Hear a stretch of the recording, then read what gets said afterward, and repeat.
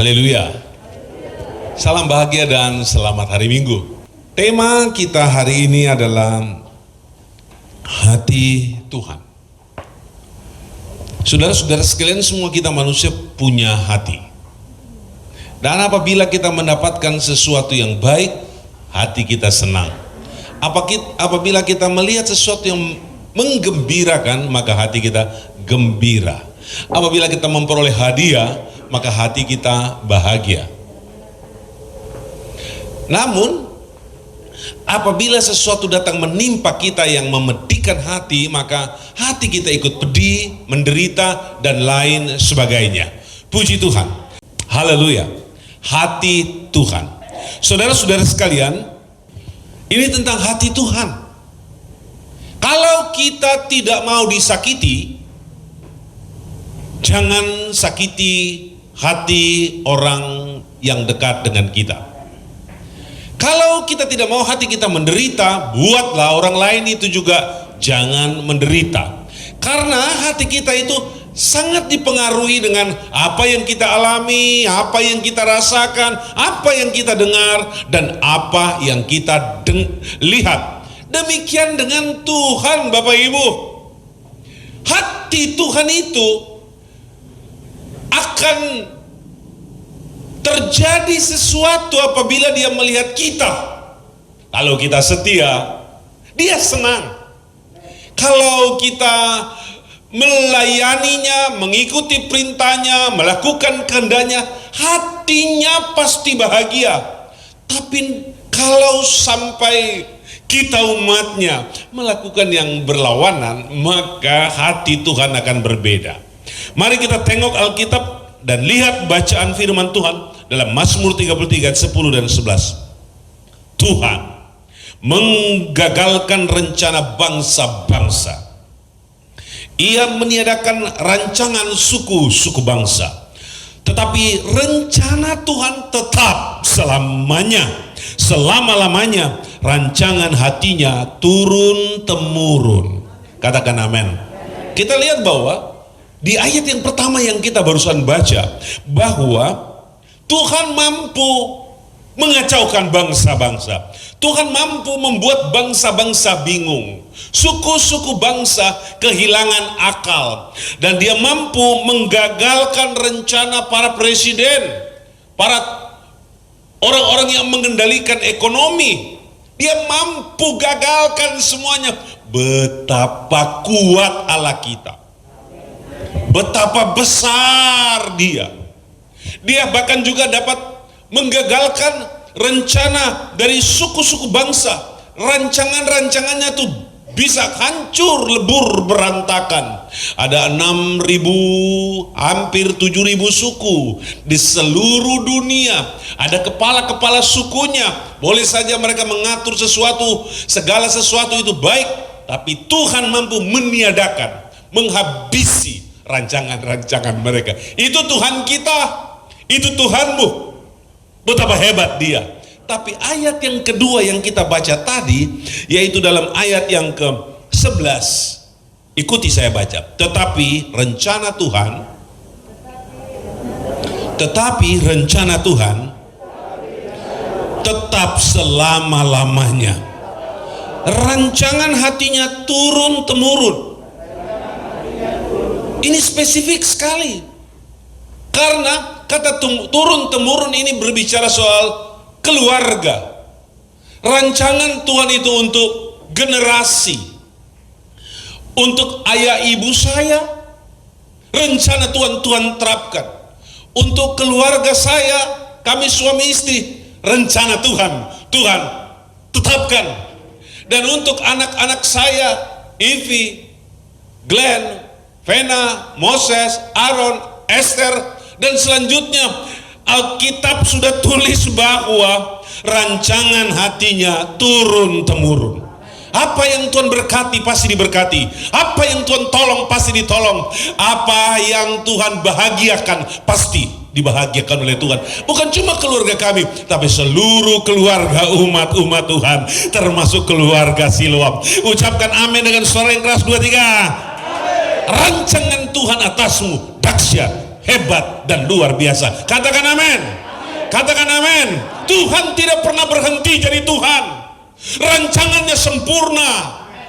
Rencananya ajaib. Dan rencananya yang ajaib itu untuk saya dan untuk saudara. Maka wajiblah kita mengucap syukur kepadanya. Kasih tepuk tangan di atas kepala. Katakan haleluya. Katakan haleluya, puji Tuhan. Mari kita mau periksa tentang situasi yang sering terjadi di hati Tuhan. Perhatikan ini, camkan baik-baik. Jangan sampai melakukan sesuatu yang membuat hati Tuhan pilu, susah. Ini di dalam Mazmur 78 ayat 40. Berapa kali mereka memberontak terhadap Dia di padang gurun dan menyusahkan hatinya di padang belantara. Tuhan di dalam Alkitab ini memberi contoh tentang suatu bangsa. Bangsa ini adalah bangsa yang spesial. Itu adalah bangsa pilihannya, kekasih hatinya, bangsa milik pusakanya, yang dalam Alkitab dijelaskan ditaruh di bawah kepak naungan sayap kemurahannya. Di dalam Alkitab juga ditulis mereka diterbangkan dengan sayap burung nasar. Mereka menikmati hal-hal yang ajaib. Laut yang besar terbelah dan mereka berjalan di kekeringan. Air pahit yang mematikan, yang tidak bisa diminum, menjadi air yang manis. Gunung batu besar yang mustahil untuk mengeluarkan setetes air pun, dari dalam gunung batu itu keluar air yang membual-bual begitu banyak, dan mereka minum. Bayangkan, tiba-tiba dari langit berterbangan burung-burung puyuh, fokus dan menuju sebuah alamat di sekeliling perkemahan orang Israel. Mereka tinggal menangkapnya dan memakannya. Bayangkan, mereka tidak menanam, mereka tidak menuai. Tiba-tiba setiap hari, setiap pagi, Tuhan kirimkan roti dari surga, yaitu manna untuk mereka makan. Lihatlah kemudian di depan ada orang Amalek, orang Edom, suku-suku bangsa yang ingin menghancurkan mereka. Itu semua diratakan oleh Tuhan dengan pedang Tuhan yang dahsyat, dan mereka tampil dan muncul sebagai pemenang yang gilang gemilang. Haleluya! Tetapi bayaran mereka kepada Tuhan sungguh sangat menyusahkan hati Tuhan, karena mereka memberontak kepada Tuhan di padang gurun. Dan durasi pemberontakan mereka itu adalah sepanjang mereka berada di padang gurun, 40 tahun lamanya. Apa yang kurang? Apa yang Tuhan tidak kasih pada mereka? Apa kurang servis Tuhan atas mereka? Tidak. Tuhan memberi segalanya karena hatinya adalah untuk bangsanya. Cintanya adalah untuk umatnya. Kasih sayangnya adalah untuk orang-orang pilihannya. Aku juga bilang padamu pada pagi hari ini, semua sayang Tuhan, semua berkat Tuhan, semua mujizat Tuhan adalah untuk kita umat-umatnya. Glory, haleluya. Berikan syukur kepada Tuhan. Katakan haleluya. Berikan syukur lagi kepada Tuhan. Kasih sorakan kepadanya. Haleluya. Pesan Tuhan untuk kita pagi hari ini, jangan susahkan hati Tuhan. Jangan seperti orang Israel, sudah dikasih tidak puas, udah diberkati tidak puas, sudah dikasih kemenangan komplain, bersungut-sungut, sudah didukung tidak juga puas, udah digendong tidak puas. Bersukacitalah dan bersyukurlah pada Tuhan. Untuk apa yang kita dapat dari Tuhan? Untuk apa yang kita nikmati dari Tuhan? Haleluya. Tundukkan kepala 1 menit. Semua beri glory dan beri hormat kepada Tuhan. Glory, haleluya. Ungkapkan rasa cintamu kepada Tuhan. Ungkapkan dengan tulus. Katakan cintamu pada Tuhan. Haleluya. Haleluya. 30 detik lagi. Ada Tuhan di mulutmu ketika engkau menyembah Dia. Ada Tuhan di otakmu ketika engkau memuji Dia. Ada Tuhan di hatimu ketika engkau bersyukur kepadanya. Ada Tuhan di seluruh panca inderamu jika engkau memberikan yang terbaik baginya. Puji Tuhan. Nomor 2, menyakiti hati Tuhan. Jangan bikin susah Tuhan. Jangan bikin sakit hati sama Tuhan. Tadi pagi saya dan istri membuka sebuah WA dari seseorang. Saya tengok di situ ada voice note. Saya pikir itu sebuah lagu, tapi saya tertarik dan tergerak untuk membukanya. Ternyata isi voice note itu adalah sebuah doa. Doa untuk Frankie Rewa, istrinya dan keluarganya. Itu doa dari Pulau Jawa, dari seorang ibu. Mungkin dia sengaja merekam doa itu dan mengirimkan kepada kami. Terdengar begitu mantap tapi lirik, berisi doa untuk saya dan keluarga. Hati saya senang sekali. Saya sempat meneteskan air mata mendengarkan doa dari seorang yang saya tidak kenal, yang kami tidak kenal. Pernah dengar namanya, tapi orangnya tidak, belum kenal. Itu menyenangkan hati saya dan istri di pagi hari. Ada juga satu kelompok keluarga jemaat Tuhan di satu daerah mengirimkan berita kepada istri saya bahwa mereka berdoa puasa untuk saya, istri dan keluarga. Sengaja mengambil waktu untuk berpuasa seluruh jemaat untuk saya. Itu menyenangkan hati saya. Ada juga satu kelompok doa puasa yang jumlahnya 900 lebih orang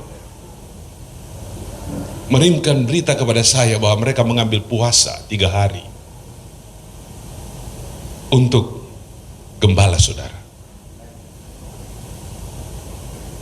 untuk keluarga gembala saudara. 900 orang lebih mengambil waktu untuk berpuasa. Luar biasa. Itu menyenangkan hati saya. Senang sekali. Apalagi Tuhan kalau kita senangkan. Apalagi Tuhan kalau kita bahagiakan Dia. Tugas kita sebenarnya adalah untuk memuliakan namanya. Kita diciptakan untuk Tuhan. Kita dicetak untuk menyenangkan hatinya. Mazmur pasal yang ke-78 ayat 58. Mereka menyakiti hatinya dengan bukit-bukit pengorbanan. Mereka membuat dia cemburu dengan patung-patung mereka. Mazmur 106 ayat 29. Mereka menyakiti hatinya dengan perbuatan mereka, maka timbullah tulah di antara mereka. Dalam Hosea 12 ayat 14 sampai 15, Efraim telah menimbulkan sakit hatinya secara pahit. Sakit hatinya secara pahit. Maka Tuhannya akan membiarkan hutang darahnya menimpa dia dan akan membalas celaka kepadanya. Rapatkan barisan sebagai sebuah komunitas yang disebut keluarga Siloam, dan katakan jangan sakiti hati Tuhan. Seberapa banyak video ini dapat ditangkap baik melalui YouTube maupun melalui Facebook. Jangan sakiti hati Tuhan. Tidak boleh sakiti hati Tuhan, karena Tuhan bisa aktif dan bereaksi, melakukan tindakan yang sangat tidak menyenangkan hati kita, yang membuat hati kita sakit. Jangan sakiti orang seperti engkau tidak mau disakiti. Jangan sakiti Tuhan, supaya Tuhan jangan membuat kita sakit hati. Kemuliaan hanya bagi Tuhan. Kemuliaan hanya bagi Tuhan. 1 menit semua menyembah dengan suara yang keras. Glory haleluya. Glory haleluya. Glory haleluya. Glory haleluya. Glory haleluya.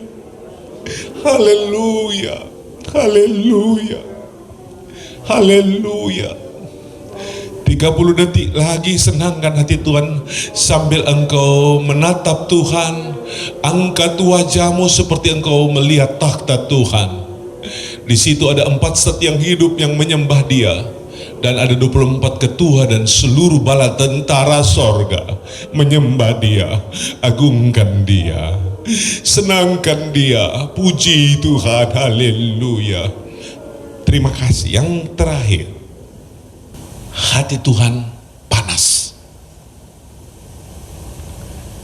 Jangan sakiti Tuhan, jangan susahkan Tuhan, jangan bikin hati Tuhan itu panas.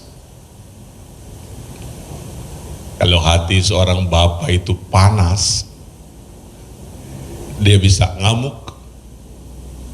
Kalau hati seorang teman panas, dia bisa marah dan dendamnya luar biasa. Jangan bikin hati Tuhan panas. Yang setuju katakan amin. Tuhan punya rancangan masing-masing untuk kita. Tuhan rancang yang terbaik untuk engkau secara pribadi. Tuhan rancang yang paling hebat dan paling mulia untuk keluargamu. Aku yakin sekali itu. Dan Tuhan juga rencanakan dan rancang untuk komunitas keluarga Siloam Jemaat, untuk hal yang manis dan mulia. Dan Tuhan rancang seluruh umat-umat Tuhan untuk masuk dalam kerajaan Tuhan. Jangan bikin panas hati Tuhan. Yesaya 34 ayat 1 dan 2. Marilah mendekat, hai bangsa-bangsa, dengarlah dan perhatikan, hai suku-suku bangsa. Baiklah bumi serta segala isinya mendengar, dunia dan segala yang terpancar daripadanya. Sebab Tuhan murka atas segala bangsa, dan hatinya panas atas segala tentara mereka. Ia telah mengkhususkan mereka untuk ditumpas dan menyerahkan mereka untuk dibantai. Kejam ya. Tapi apa latar belakang dari semua itu? Karena Tuhan disakiti, dipandang remeh, dinistakan, dibelakangi, dijauhi. Maka Tuhan bertindak begitu dan sangat mengerikan. Itu yang terjadi hari ini. Sekarang kita berhadapan dengan siapa? Kita berhadapan dengan Tuhan yang dapat meluluhlantakkan segala sesuatu dalam sedetik, dalam semenit. Kasih hormat sama Tuhan. Jangan bikin panas hati Tuhan. Bikin hati Tuhan sejuk. Glory Tuhan. Haleluya. Tuhan ada di sini bersama kita. Dia memeriksa hati kita. Glory bagi nama Yesus. Glory bagi nama Yesus. Semua mulai menyembah dan memuji Tuhan. Haleluya.